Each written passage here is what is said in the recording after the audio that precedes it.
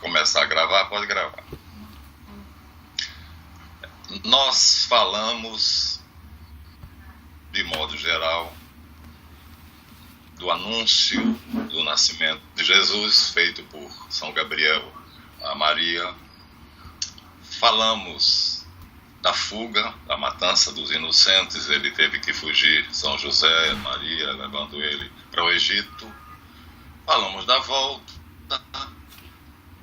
para Nazaré. Ele nasceu em Belém, depois ficar voltado para morar em Nazaré. Falamos da adoração dos magos, da adoração dos pastores, e falamos do último episódio de Jesus criança, que seria a Bar Mitzvah.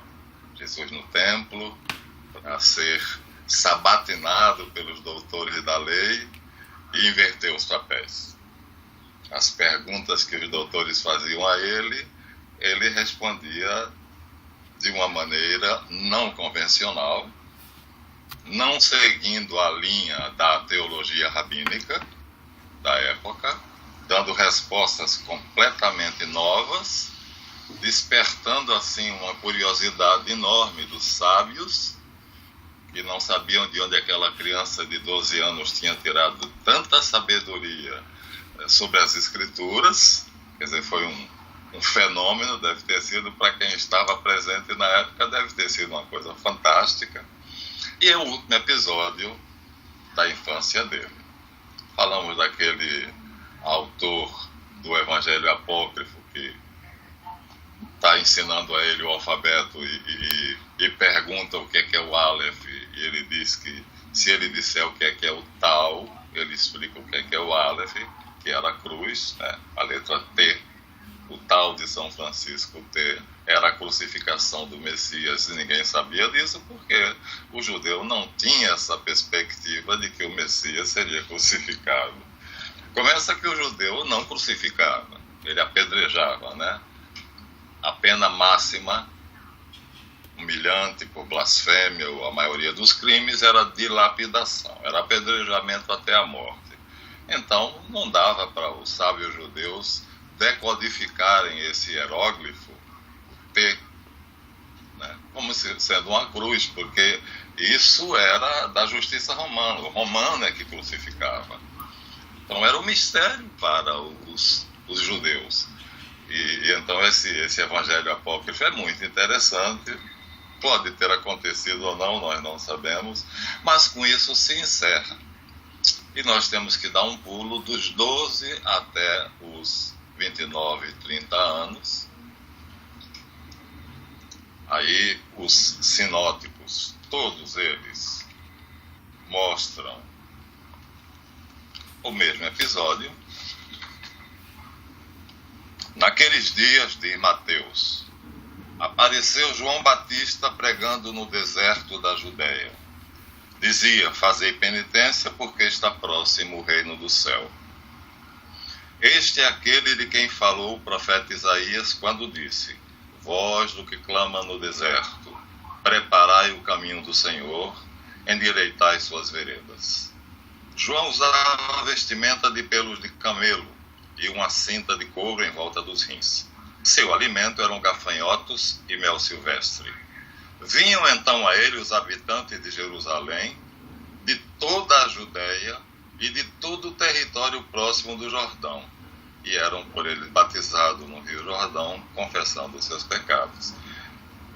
Eu disse a você, né, o nosso problema hoje ainda é continuar respondendo a pergunta: como um homem pôde atingir tantas pessoas na face do planeta? Um único homem num país que praticamente não tinha importância nenhuma.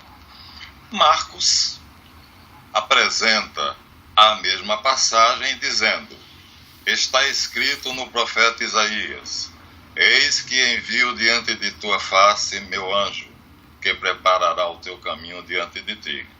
Vós, o que clama no deserto, preparai o caminho do Senhor, endireitai suas veredas. De acordo com esta profecia, apareceu João batizando no deserto e pregando um batismo jejum de penitência para remissão de toda a Judéia e todos os que moravam em Jerusalém. Mais uma vez, enfatizando que era a moda da época, né? Quer dizer, era a fofoca, todo mundo ia e quem era batizado comentava e quem não era batizado tinha notícia, então ele vai ser o marqueteiro, como eu disse a você, né?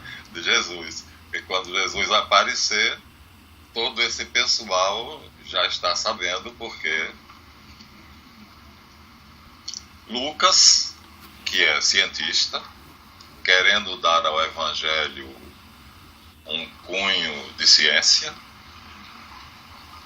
diz assim: no ano 15º do império de Tibério César, sendo Pôncio Pilatos governador da Judéia, Herodes tetrarca da Galileia, Felipe, seu irmão, tetrarca da Itureia e da província de Traconites, e Lisânia, tetrarca da Abilene, sendo pontífices Anás e Caifás, o Senhor falou a João, filho de Zacarias, no deserto. E o resto é igual. Quer dizer, aqui ele diz, para quem duvida, então aqui está a data, o ano, o nome das pessoas sob as quais tais fatos aconteceram. Isso é muito importante, porque na pesquisa acadêmica, o historiador é só ir para aqui.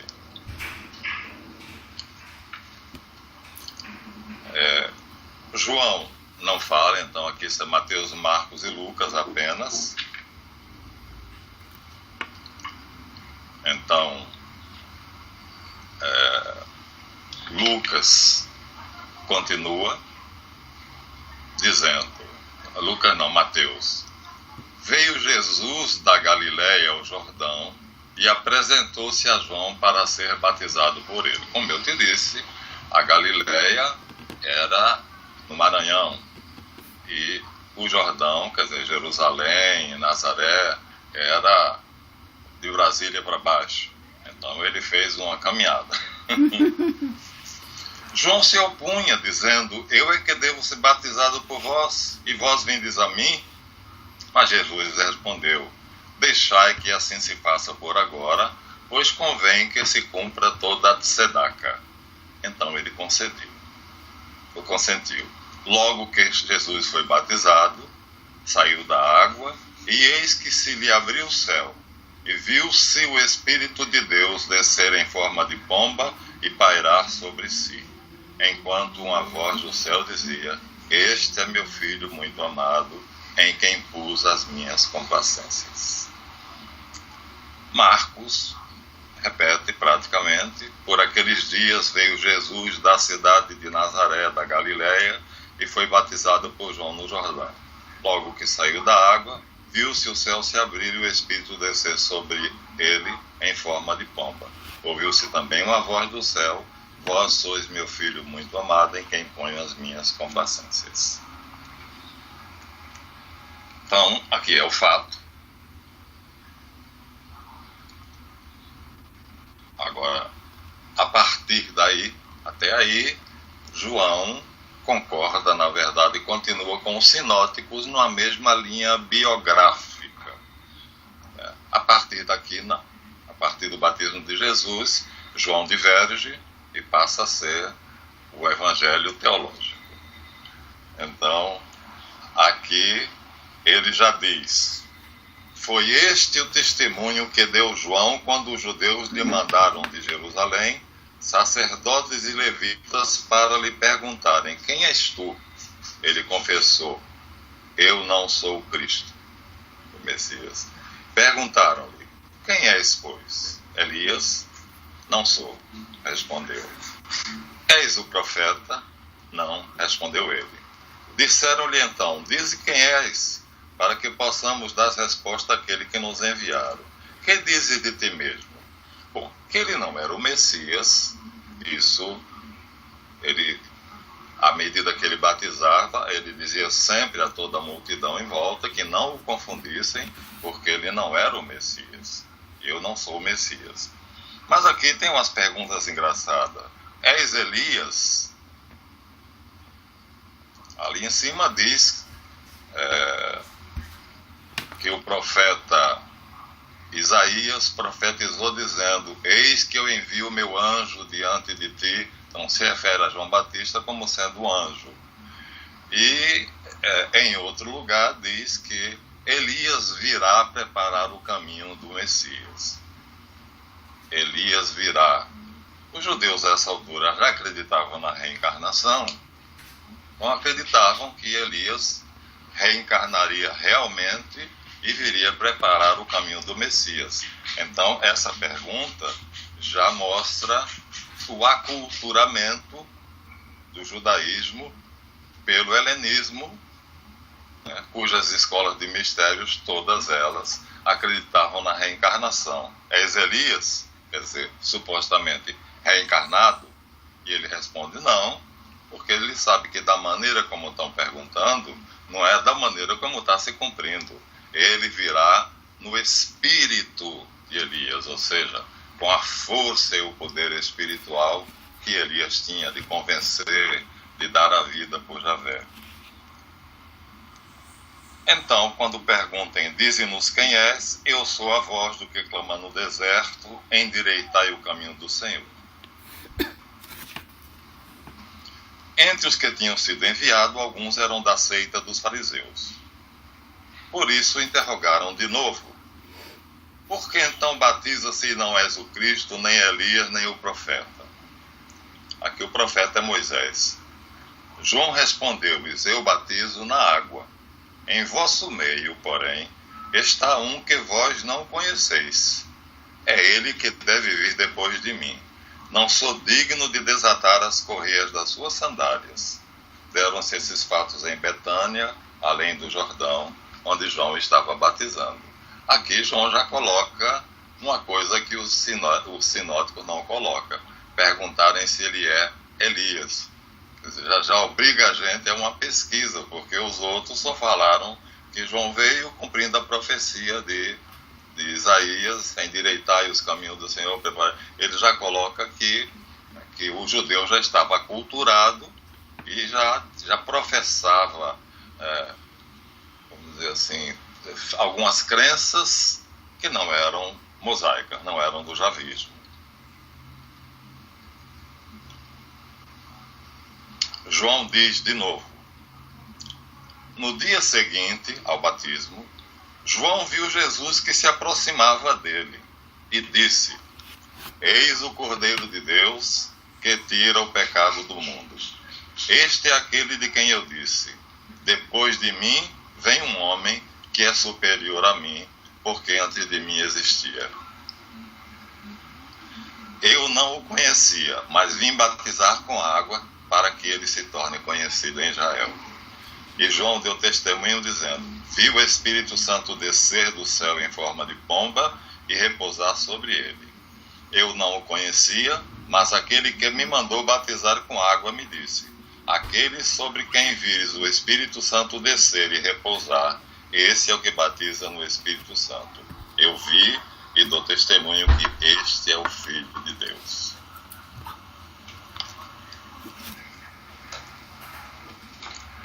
Então, já é João.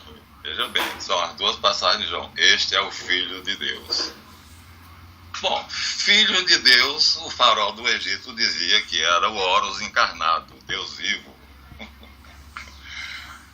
Nabucodonosor, na Babilônia, dizia que era o filho predileto de Nebo.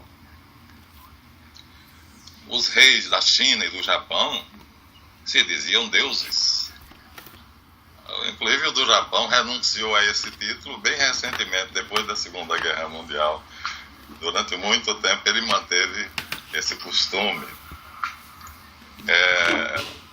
Então, era muito comum nessa época os caudilhos, os grandes reis poderosos, os monarcas que tinham muito poder militar, dizerem-se filhos de Deus ou o próprio Deus encarnado. Alexandre, por exemplo, dizia que era filho de Apolo. E tinha brigas com o pai por causa disso, hein? Porque o pai, Felipe da Macedônia, que era o rei dos macedônios, tinha mais de um filho. tinha esposa e mais de um filho. E ele dizia que não era filho de Felipe, era filho de Apolo. Porque a mãe tinha dito para ele, tinha garantido a ele que Apolo tinha descido do Olimpo, se deitado com ela, e dessa noite nasceu ele, Alexandre. De Apolo não, de Marte, o deus da guerra. Marte, o deus da guerra. E Apolo, o deus da guerra, não era o deus da beleza, era o deus da guerra, por isso que ele acreditou que se ele era filho do rei da guerra, então numa guerra ele seria imbatível. E foi. Engraçado é que foi. Então era muito comum os reis se dizerem deuses, filhos de Deus. Aí é que eu te falei. Esse é o segundo marketing de Jesus. O primeiro é o Batista, que quando o batiza, apresenta ele à multidão e diz: este é aquele de quem eu falei, que viria depois de mim, mas é superior a mim. Quando Jesus vai passando pelo Jordão no dia seguinte, ele diz: eis o Cordeiro de Deus que tira o pecado do mundo. Essa expressão, para a maioria dos judeus que estava ali, aparece em João, não aparece nos outros, nos sinóticos. É um enigma, porque, como nós dissemos, os judeus esperavam o Messias como um monarca poderoso, que suscitaria um exército de anjos que venceriam todos os exércitos da terra e constituiriam os judeus eminentes, sábios da época dele, a sua corte, os seus ministros, e reinaria sobre a terra para sempre. Seu reino seria um reino eterno. Então, a expressão de João Batista, que está descrita por João Evangelista, o Filho de Deus, é compreensível, porque mais um que se diz Filho de Deus. Quer dizer, os monarcas, o pessoal de César, a Palestina estava sob o domínio de Roma, Pôncio Pilatos era governador da Palestina, então devem ter dito um maluco lá que se acha filho de quem quer que seja, porque Roma em matéria religiosa era extremamente intolerante, então não se incomodou muito com isso. Os sumos sacerdotes e fariseus, como havia 60 candidatos a Messias coetâneos da época de Jesus, a maioria das pessoas também não se incomodou, porque tinha 60, então esse é mais um. Sabia-se, né, pelo Antigo Testamento, que o Mashiach seria o Filho de Deus que encarnaria e reinaria imortal, portanto, reinaria para sempre. Estabeleceria um reino de justiça e paz sobre a terra que não acabaria nunca. Era esse o Messias que eles esperavam. E a corte toda exercida por judeus célebres e sábios. Então, só o quarto evangelho, João, é que vai dizer, né, este é o Cordeiro de Deus que tira o pecado do mundo. Isso é um enigma para nós ainda. Né? Se nós que já sabemos da vida de Jesus, sabemos como ele foi morto, exatamente, se ofereceu como sacrifício, Isaías se refere a ele como se fosse um cordeiro que é levado ao matadouro e não abriu a boca nem se defendeu. Então, há essa profecia de Isaías. Mas para as pessoas que não queriam essa visão do Messias, como sacerdotes, levitas, não. Esse pessoal queria aquele general que ia reinar sobre todo o mundo e colocar eles como sendo a elite dona do planeta. Então, aí nós temos que ir para o segundo marketing de Jesus. O primeiro seria só para aqueles que creram em João Batista, porque ele disse, esse é o Filho de Deus, eu vi o Espírito Santo pousar, pairar sobre ele, e aquele que me mandou disse, aquele que você batizar e vir o Espírito Santo em forma corpórea de uma pomba pairar sobre ele, este é o Filho de Deus, este é o Messias. Então, aquele que acreditava em João, quer dizer, o grupo, a multidão que seguia João Batista, acreditou. Os que não acreditaram virava fofoca, um falava para o outro que teve um determinado cara que João batizou e João disse que era o Messias. Quer dizer, de qualquer forma, a notícia se espalhou. E o problema era esse, porque ele era um só e de repente a notícia está se espalhando. Quer dizer, a coisa está indo adiante. Mas, como dissemos a vocês, as religiões que antecederam o cristianismo, segundo um dos melhores teólogos católicos, que tem uma enciclopédia sobre sacramentos, Bernardo Bartmann,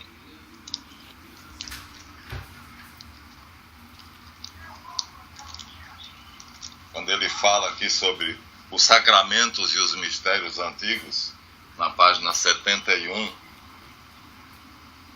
ele diz que as antigas religiões pagãs de mistérios, contemporâneas ao cristianismo do primeiro século, também serviam-se de meios sensíveis, como a água, pão, óleo, com o fim de captar as forças sobrenaturais e realizar uma comunhão mais íntima com a divindade. Ou seja, os mistérios pagãos equivaliam aos sacramentos cristãos. Inclusive, a palavra sacramento é a tradução latina para mistério em grego.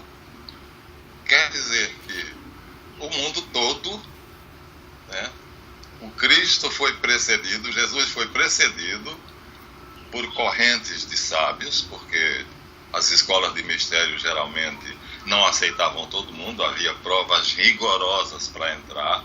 Então era Pitágoras, Aristóteles, Platão, que era gente desse quilate, né? Xenofante e Júlio César, nós sabemos que ele fazia parte de uma escola de mistérios. Então, ao redor do planeta nós temos grupos que se reuniam secretamente a portas fechadas e que cultuavam deuses mais ou menos diversos. Aqui ele dá alguns, viu? Mitra, Zeus, Átis, Dioniso, Osíris, Serapis, Ísis, Baal, Afrodite, Gea, Cibele, eram, para citarmos alguns, o motivo desse culto, o centro desse culto. Então, eram vários deuses, né? Quer dizer, os cultos de mistérios tinham vários deuses que podiam ser o centro do culto. Agora, a ideia era uma só. Inclusive, Bartmann, no artigo, ele esclarece muito bem. Ele diz: hoje os católicos que julgam objetivamente não fazem mais, como em outros tempos, um juízo severo sobre o paganismo, até a ponto de considerá-lo como um abismo de trevas e de corrupção. Efetivamente, ele jamais foi tal. Quer dizer, isso não era verdade, né? Ainda que a apologética fale muitas vezes com ênfase diversa da pregação missionária. A apologética, ou seja, a defesa do cristianismo, para defender o cristianismo, põe muito em evidência o lado fraco do paganismo, ou seja, malha. Mas a pregação missionária quer converter os pagãos e procura, por isso, pôr em relevo e valorizar o que há de bom na sua religião, né? Então, aí ele fala de Paulo, quando vai pregar para os gregos, os romanos, como é que ele usa uma linguagem de mistério, porque Paulo também era de uma escola de mistérios, né? Ele era discípulo direto, ele diz, de Gamaliel, da escola de Hillel.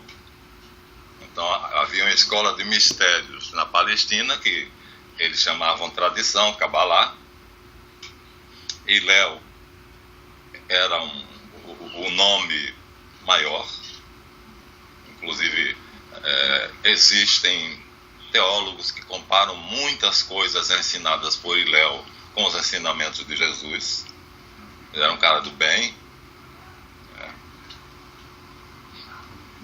Inclusive, há uma brincadeira, que ninguém sabe se é brincadeira ou não, mas que Jesus repetiu. Um discípulo de Hilel, uma vez chegou diante dele e disse: mestre, já há 8 anos que estou estudando contigo e tem muita coisa para estudar. Eu queria que você me dissesse algo sobre as Escrituras que pudesse sintetizar a verdade, a essência da mensagem divina, durante o tempo que eu posso ficar em pé na forma do bêbado, fazendo um 4. Ele disse na hora: não faças a ninguém o que não queres que te faça. Jesus usa essa frase dele, e nós sabemos que é dele, a frase é dele, foi ele que cunhou essa frase. Então, quer viver uma vida santa, pura, quer merecer o amor de Deus, não faça aos outros o que você não quer que façam contigo. Então, Paulo era iniciado nos mistérios. Ele diz nas cartas dele, disse fariseu, filho de fariseu, discípulo de Gamaliel, da escola de Hilel. Então, por isso que Pedro mandou ele para os pagãos, porque ele estava com a faca e o queijo na mão, ele sabia o que era que ele ia pegar. Pedro, um pescador analfabeto, o que ele ia dizer, o que ele ia fazer? Então, vai para os judeus, que pelo menos todo judeu conhecia as Escrituras, e ele, inclusive por iluminação do Espírito Santo no dia de Pentecostes, ele vai ter uma memória especial, uma inteligência especial, para poder tentar usar as profecias para provar que Jesus é o Filho de Deus. Então, o centro do problema este é o Filho de Deus. Então, ou este é Deus, que é pior ainda. Porque os imperadores romanos todos se diziam deuses, né? Inclusive com estátuas em praça pública, onde os habitantes levavam oferendas e botavam ali. Inclusive, não cultuar Deus, se você fosse morador de Roma, seria motivo de blasfêmia, e você seria julgado e condenado. Então, tinha que cultuar o imperador como Deus. Então, para Roma, dizer que tinha nascido um cara na Palestina que era ou filho de Deus ou Deus, sem importância nenhuma, né? Quer dizer, para o mundo todo, isso não tinha importância nenhuma. O problema, segundo Bartman, é que esses deuses que eram cultivados nas escolas de mistério não existiram, nunca existiram, não existiam, eram uma ficção, mas assim, como se fosse uma profecia. Os sacerdotes de algumas escolas de mistério tinham visões, porque eles se aprofundavam dentro do misticismo e do esoterismo, né, e se comunicavam com outros mundos. Eles tinham visões, e nessas visões, por exemplo, no Egito, viu uma mulher virgem com um filho no colo. Essa pintura existe no Egito, né? Ísis, virgem, porque ela não chegou a casar com Osíris, né, com Horus no colo. Quer dizer, aí dizem, então o cristianismo está copiando alguma coisa do Egito. É aquela história, né? Os judeus, o discurso para os judeus era através das profecias. O discurso para o gentio era através das escolas de mistérios, porque elas contavam a vida de Jesus, elas reproduziam. Só que, veja, eu acho que a palavra certa é profecia mesmo. Porque o sacerdote que via aquele Deus e aquela deusa, né, tinha intimidade com ela, criava criava-se um culto em torno dela ou dele, tanto faz, Osíris, Ísis, Horus, tanto faz, né? Sendo que duas cerimônias eram principais, a recepção ou o batismo e o ágape, que era a refeição fraterna em comum. Isso, o judaísmo não tinha, mas como Jesus foi recepcionado por João Batista, os essênios tinham e Jesus recebeu o batismo. E o ágape, o judaísmo tinha, porque a ceia pascal foi criada por Moisés, né? Desde a época de Moisés, na fuga do Egito, né? Na libertação do Egito que tinha. Então, tá aí o marketing. João Batista na própria Judéia, né? Quando ele via Jesus, ele dizia: esse é o Filho de Deus, esse é o Messias. E a palavra dele tinha muito peso, porque imagina um cara que vestia uma pele de camelo, com um cinto preso, e que só comia mel silvestre, gafanhotos, vestido com essa pele de camelo atravessado no corpo, né? De dia que fazia 42 graus à sombra, e de noite que fazia 14 graus, quer dizer, e o cara estava sempre com aquela pele de camelo, em qualquer clima que tivesse, era um fenômeno em si, já era um fenômeno. Então, ele chamava a atenção já por isso, né?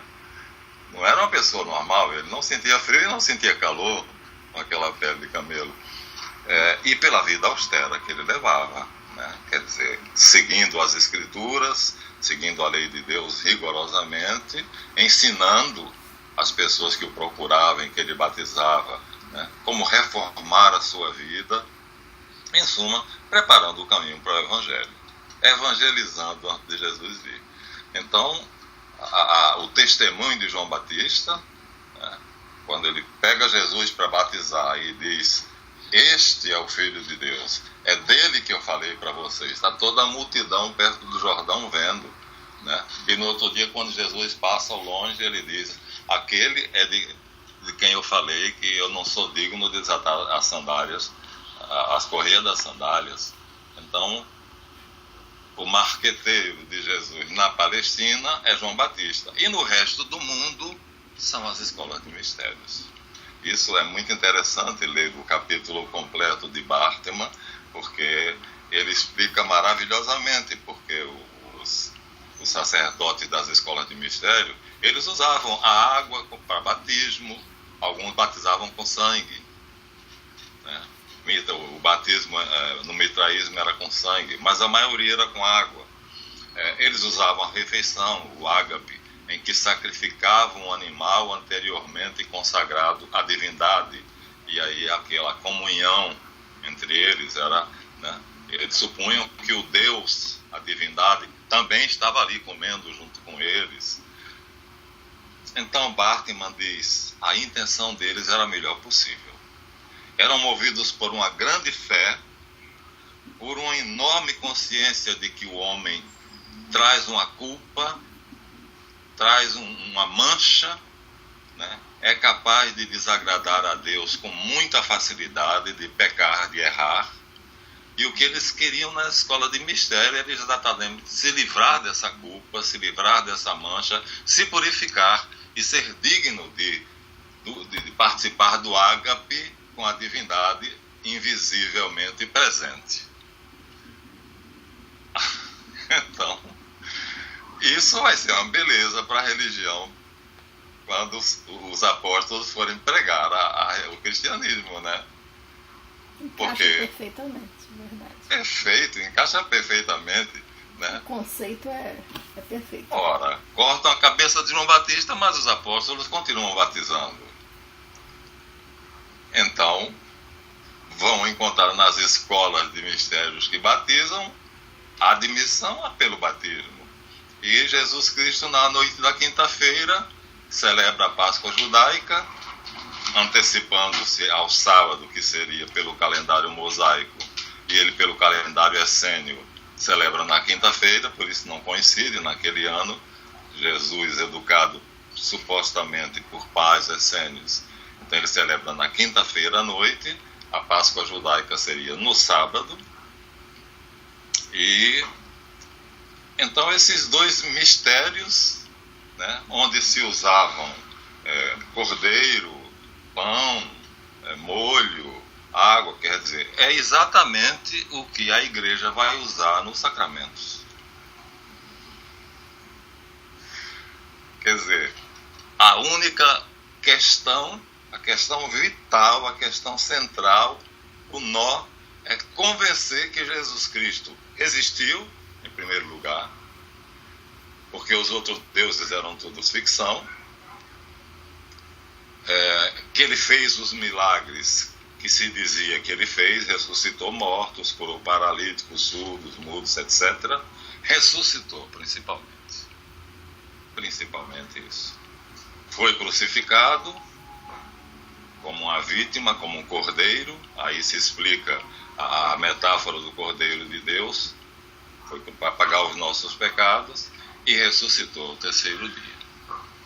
Então, tinha de convencer desses pontos, mas aqueles que iam para os judeus iam usar as profecias. No caso de Pedro, ia usar Isaías, que fala do pobre servo de Javé como um cordeiro levado ao matadouro, né?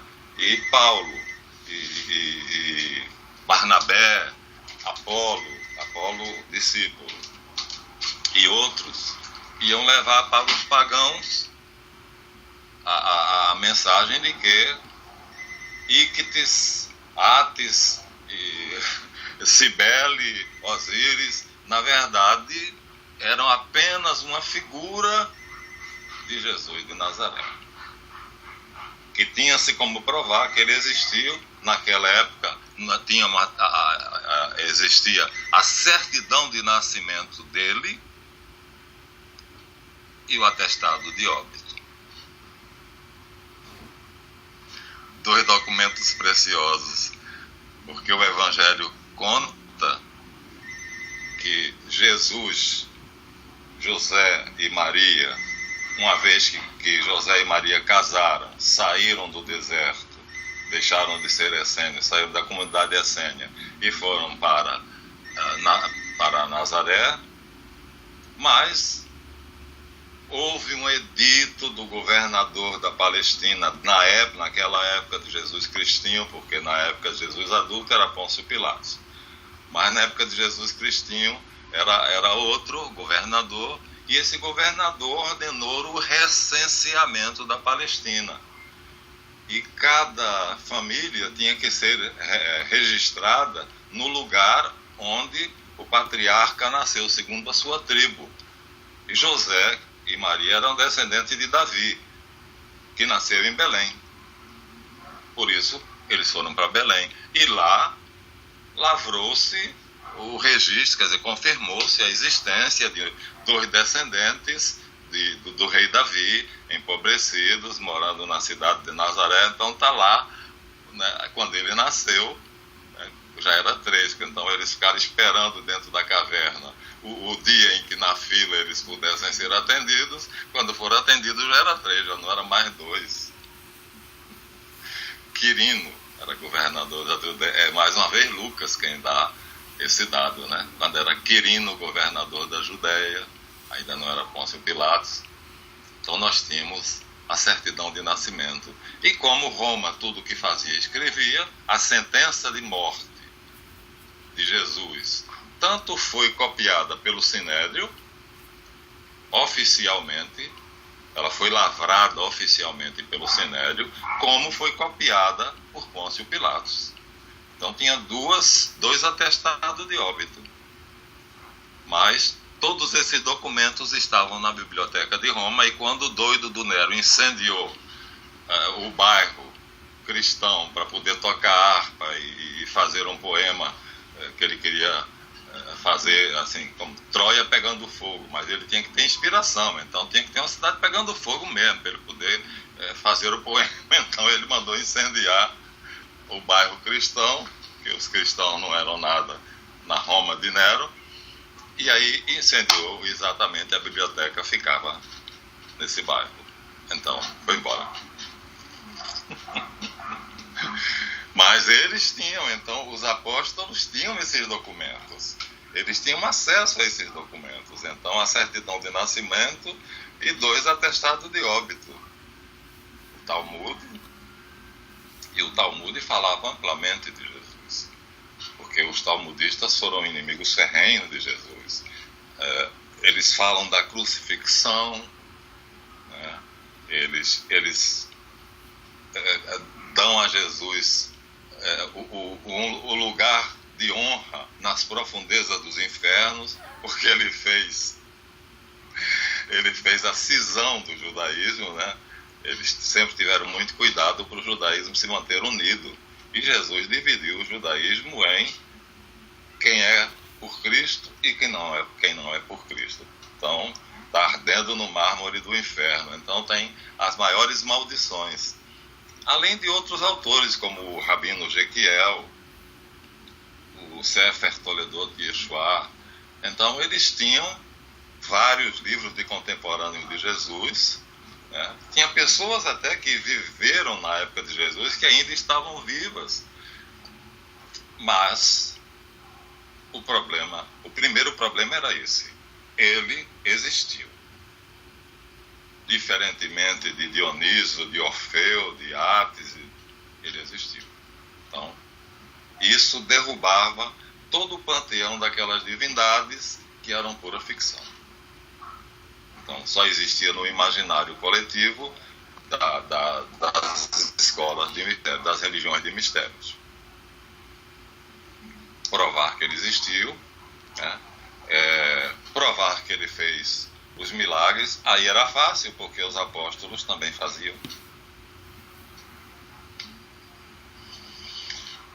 As primeiras gerações faziam milagres do mesmo jeito que Jesus.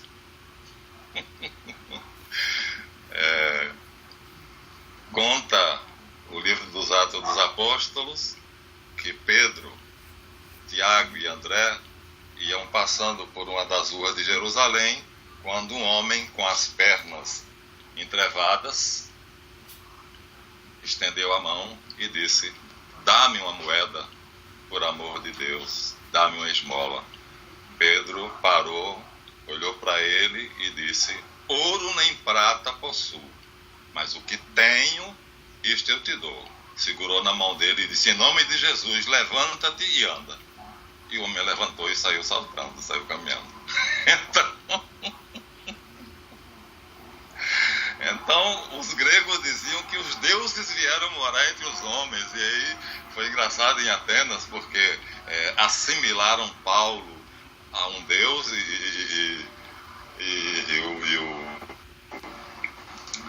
o auxiliar de Paulo a Mercúrio. Então, chamavam eles por esse nome, porque eles faziam maravilhas, né? Eles faziam prodígios e mais prodígios. Paulo pregando numa casa que tinha 2 andares, uma criança estava no 2º andar, tinha um balcão largo, a criança sentou no beiral do balcão, como a gente senta numa janela, e a criança adormeceu e caiu.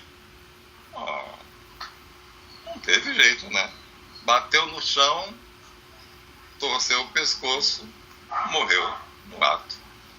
Paulo segurou na mão da criança, soprou nas narinas dele, suspendeu ele pela mão e ele estava vivo de novo. Então, assim, a argumentação ficava mais fácil, né? Dizer que aquele poder vinha de Jesus de Nazaré, do nome de Jesus. É em nome de Jesus que nós fazemos esses prodígios. É ele que viveu a vida assim. Aí contavam a vida dele, né? Diziam que ele morreu e ressuscitou, e do céu está dando esses poderes e essa força a eles e qualquer um que acreditar neles. E aí faziam cegos verem, aleijados andarem, mortos ressuscitarem. Quer dizer, era outro marketing. Era outro marketing, os milagres que os apóstolos faziam. Não foi à toa que Jesus morreu no ano 33, no ano 45 já havia publicações virulentas tentando, como é que eu posso dizer, difamar Jesus, dizendo que Maria era uma prostituta, casou com José, mas teve envolvimento com o centurião romano, e foi desse envolvimento que nasceu Jesus. Por isso diziam que ele era filho do Espírito Santo, e aí vinha todo tipo de histórias.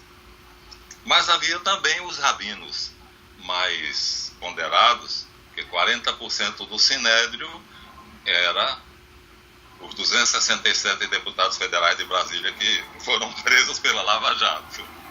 Mas tinha 60% que não foram ao julgamento de Jesus, porque sabia que era um jogo de cartas marcadas. Não foram. Então, havia gente decente. Então, muitos rabinos, Zé de Arimateia, Nicodemos, né? Então, escreveram coisas sobre ele no Talmud, porque o Talmud reunia exatamente a sabedoria dos grandes mestres, né? Os grandes rabinos. O próprio Gamaliel, professor de Paulo, né? Ainda era influente em Jerusalém quando começou a perseguição aos apóstolos, e ele disse que não fizessem isso, não perseguissem esses homens, porque também teve um tal Teudas, que se dizia o Messias, e depois morreu e tal, e depois de 10 anos ninguém mais nem se lembra dele. Então, se esse homem de fato for um farsante, daqui a 20 anos ninguém lembra dele. Mas se ele for de fato o Messias, o Filho de Deus, nós estamos lutando contra Deus. Então, quer dizer, havia aquelas pessoas decentes. Então o Talmud tem coisas negativas e tem coisas positivas.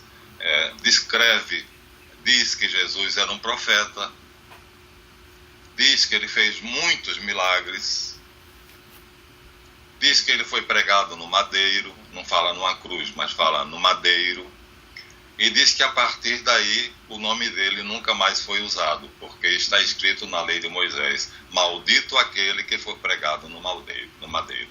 Então o nome dele foi riscado do livro da vida.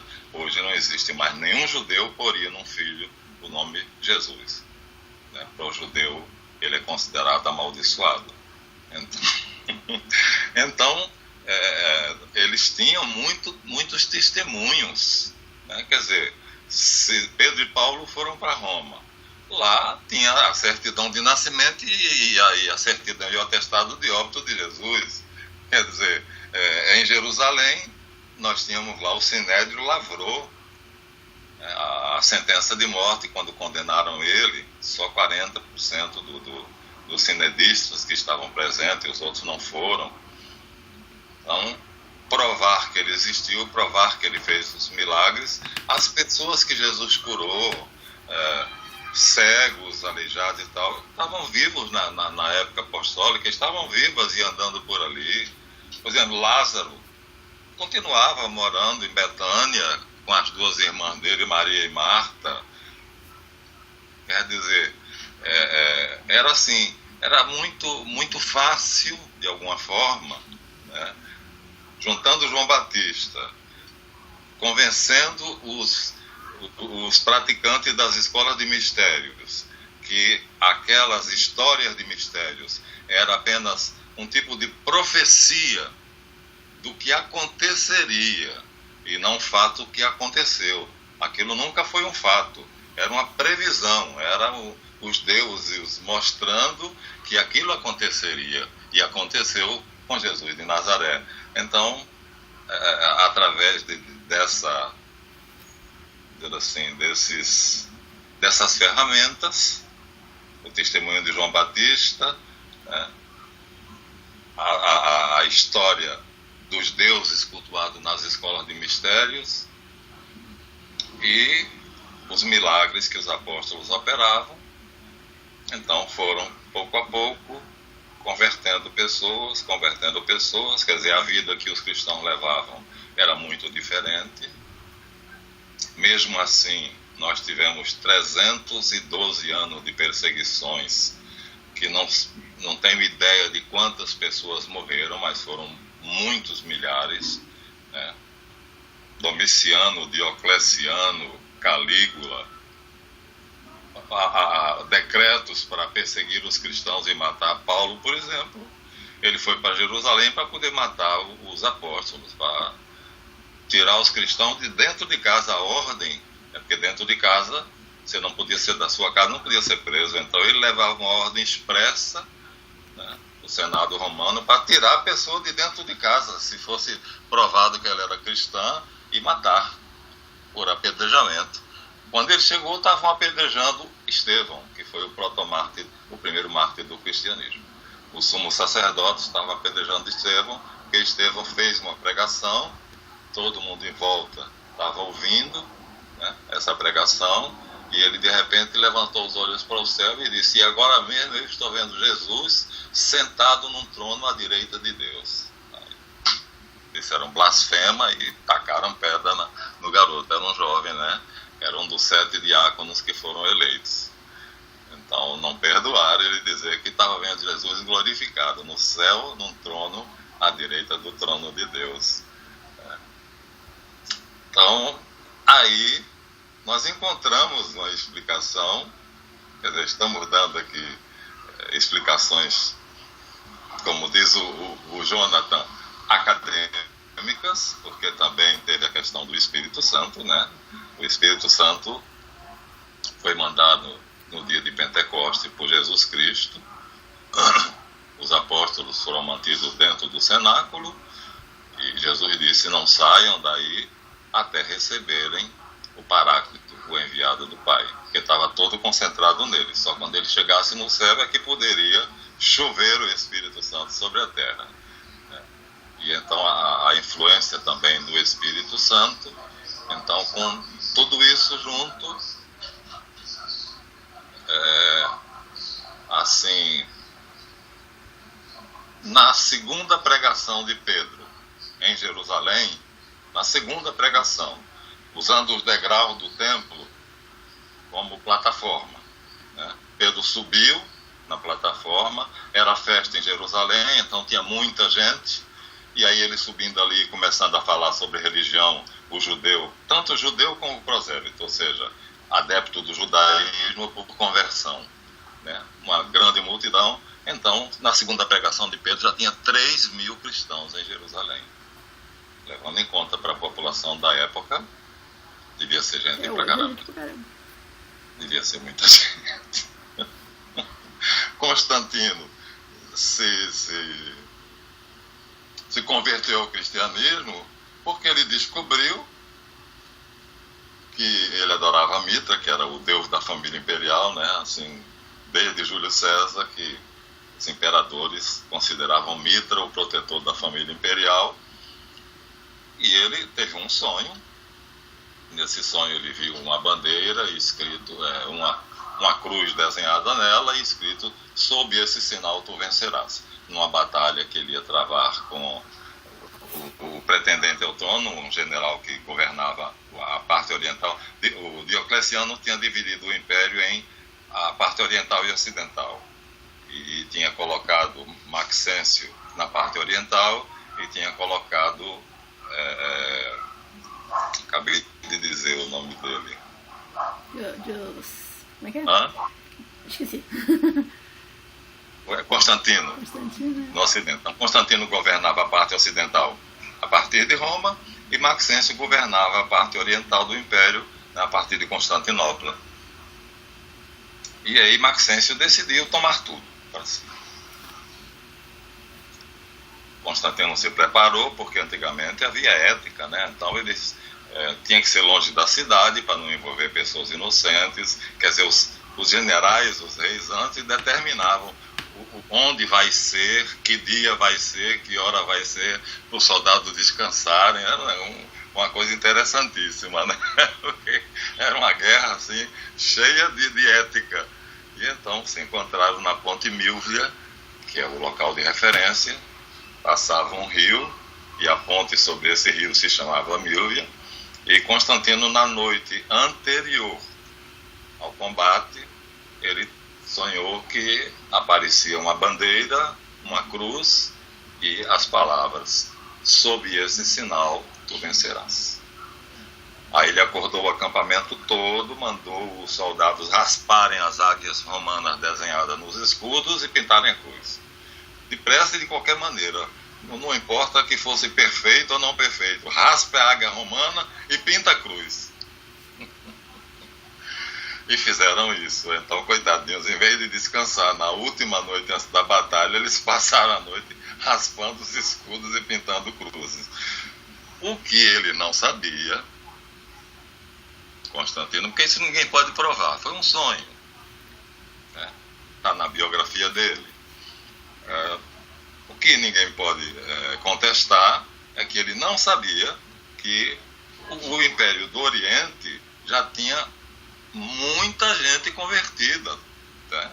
Quer dizer, ele já fez isso sabendo que a mãe dele, Santa Helena, já o dia todo no ouvido dele falando sobre Cristo, que ele tinha que se converter, que ele era um homem bom. Realmente foi um homem fantástico. No YouTube, qualquer daqueles vídeos que falam sobre Constantino, é admirável, uma pessoa admirável, né? E ele acreditou no sonho, né? E aí pintou. Quando os dois exércitos se confrontaram, que o exército de Maxêncio viu as cruzes pintadas nos escudos de Constantino, debandaram para o lado de que a maioria deles era cristão. De repente, Maxêncio se viu sem exército, quer dizer, era ainda segredo, o cristianismo ainda era uma religião de mistérios, ainda era secreto, os soldados não declaravam, mas Constantino, através da mãe, né, já tinha assistido cultos cristãos disfarçado de plebeu e tal, quer dizer, ele já sabia que a maioria dos habitantes do império dele era cristão. Então, agora, depois da batalha de Ponte Milvia, aí é que ele viu mesmo que o exército era praticamente todo cristão. Então, se eu quero governar esse povo, eu tenho que entrar na religião deles, porque o mitraísmo já era, ninguém mais acredita em Mitra. Aí ele fez um decreto chamado Édito de Tolerância, né, que permitia a todo mundo ter a religião que quisesse. Antes podia ter todas, menos o cristianismo, né? Todas eram permitidas, menos o cristianismo. A partir daí, do Édito de Tolerância, e ele foi aos poucos se informando sobre o cristianismo, né? Morreu como um bom cristão. Mas, quer dizer, você vê, o imperador se converteu, assim que falam os professores de história, né? Porque percebeu que a maioria do império já era toda cristã. Então é o seguinte, eu não vou conseguir fazer com que esse pessoal passe de novo a adorar Júpiter, Mitra e outra coisa, eu não vou conseguir. Então é melhor eu me converter ao cristianismo do que tentar continuar perseguindo esse povo como os outros imperadores fizeram. No ano 312 ele fez o Edito de Tolerância, e no ano 313 ele fez um concílio chamando todos os bispos cristãos para separar o joio do trigo. Quem é que está dentro da ortodoxia? Ou seja, há uma uniformidade. Essa uniformidade tem que ser a religião cristã. A maioria, principalmente aqueles que são discípulos dos apóstolos, né, a tradição apostólica. Então, como é que esses homens apresentam o cristianismo? Aí é que ele foi catequizado. Foi nesse sínodo é que os bispos foram contando a ele, falando, e o notário tomando nota de como é que era o cristianismo. Aí vinha um herege dizendo outra coisa, aí o Atanásio dizia, não é assim, e aquilo ali durou algum tempo, mas finalmente chegou-se ao final do concílio, e ele estipulou, então, 3 pontos. Então, os mesmos livros canônicos tinham que ser usados, usou a palavra católicos, né, criado por ele, católicos, os mesmos livros canônicos, a mesma hierarquia e o mesmo culto. Então, todo mundo que era cristão foi obrigado, aí dizem que Constantino criou o cristianismo. Não, ele disciplinou. Cada corrente cristã fazia a coisa do seu jeito. Não vamos fazer isso não. Então tem que ter, é uma religião só, então tem que ter uma maneira só de agir. Aí ele uniformizou. Ele uniformizou e passou-se a ter as regalias. Aí ser cristão passou a ser, por exemplo, funcionário público, ele só aceitava cristão, porque os outros roubavam, o cristão não, porque ele, naquela época, ser cristão era ser corretíssimo, né? Então ele não aceitava funcionário público que não fosse cristão, e então passou a ser um privilégio ser cristão. Alguns autores dizem que isso não foi bom, porque muita gente foi na onda aproveitando essa vantagem, mas não era cristão de coração. Então a igreja deixou de ter aquela pureza, né? De que o cara entrava na igreja disposto a morrer por Cristo. Aqueles caras que estavam entrando eram oportunistas, que queriam apenas se beneficiar. Bom, mas isso passou. O fato é que no ano 312 ele fez o edito de tolerância, e no ano 313 ele declarou o catolicismo religião oficial do Império Romano. Jesus venceu Mitra. Legal. Legal mesmo, né? Bonito, né? Parece que não tem como a gente não ver que há um drama divino se desenrolando lá no alto, né? Porque quando Constantino foi guerrear Maxência, ele pensava que era uma batalha pelo Império. Era Jesus de um lado e Mitra do outro, só que ele não sabia que Jesus estava do outro lado também. Então a vitória final.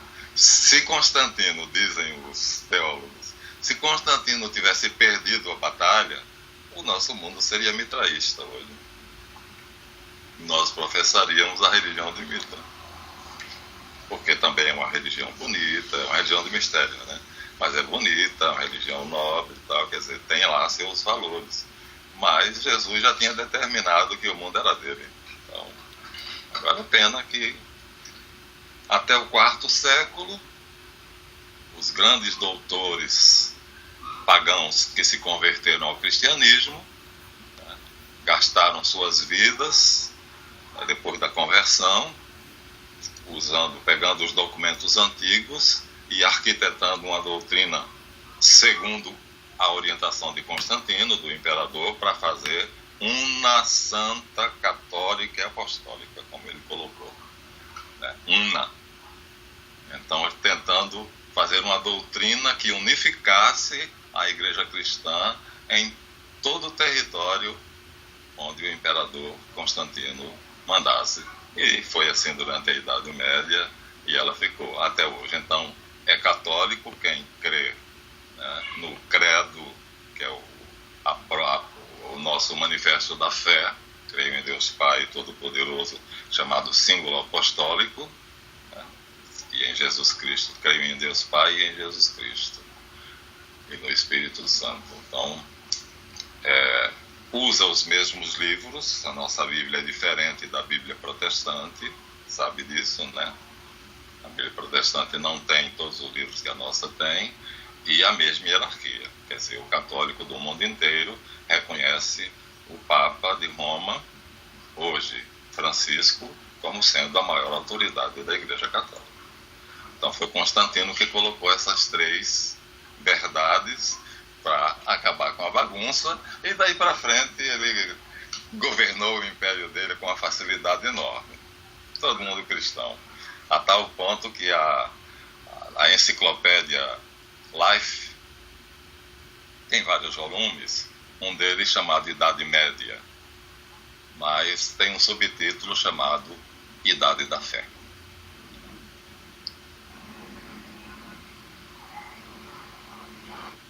O homem dizia sim, era sim. Não, era não. Não precisava documento.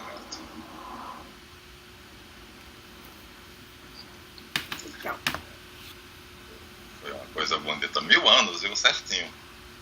Sabia? Porque o edito de Constantino, proclamando o catolicismo como religião oficial do Império, foi em 1313, e queimaram Jacques Molay diante da Catedral de Notre-Dame em 1313. Foi quando a maçonaria e as sociedades secretas se revoltaram contra o Papa e contra o rei da França, e começou a reação contra a Igreja Católica, que gerou uma guerra, que nunca mais o mundo foi o mesmo.